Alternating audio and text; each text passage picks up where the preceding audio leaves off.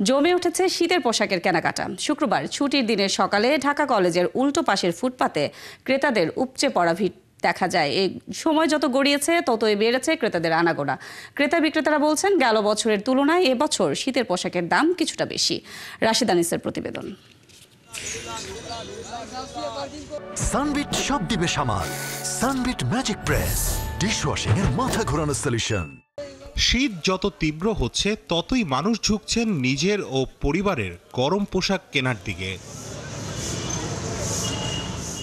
শুক্রবার ছুটির দিন সকাল থেকেই রাজধানীর ঢাকা কলেজ ও নিউ মার্কেটে শীতের পোশাক কেনায় ক্রেতাদের ভিড় ছিল উপচে পড়া। ক্রেতা বিক্রেতা উভয়ই বলছেন, ঊর্ধ্বগতির বাজারে শীতের বস্ত্রের দামটা গেলবারের থেকে বেশি। যে আন্দোলনটা গেল আপনার ওই যে 5ই আগস্ট যে বা জুলাই থেকে যে স্টার্টিং হইলো, ওই সময় আপনার এলসি বন্ধ ছিল, তো ওই ঝামেলার কারণে মালগুলো ইম্পোর্ট সবাই করতে পারে নাই। এই কারণে মালের একটা ক্রাইসিস চলতেছে, এই কারণে প্রাইসটা বেশি। গেল বছরতে একটু দাম বেশি, এবার একটু বেশি চলতেছে, কারণ শীতটা মনে হয় এবার একটু বেশি পড়বে।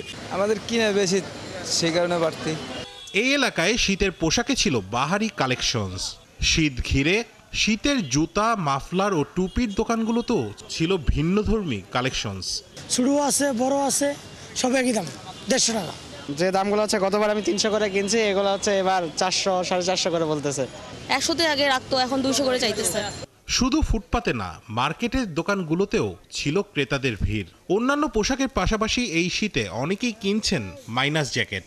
Temperature it goes as low as -5 degrees Celsius there, so that's why I'm buying these jackets.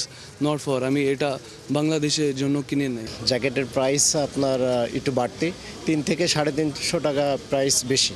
মেয়েদের শীতের পোশাকের দাম রাখা হচ্ছে 250 থেকে 300 টাকা। ছেলেদের পোশাক 350 টাকা। ছেলে ও মেয়েদের জ্যাকেট ফুটপাতে 1000 টাকা এবং মার্কেটের দোকানে ভালো মানের জ্যাকেট 2500 থেকে 5000 টাকা। বাচ্চাদের পোশাক বিক্রি হচ্ছে 250 টাকায়, যা গেল বছরে বিক্রি হয়েছিল 120 থেকে 150 টাকায়।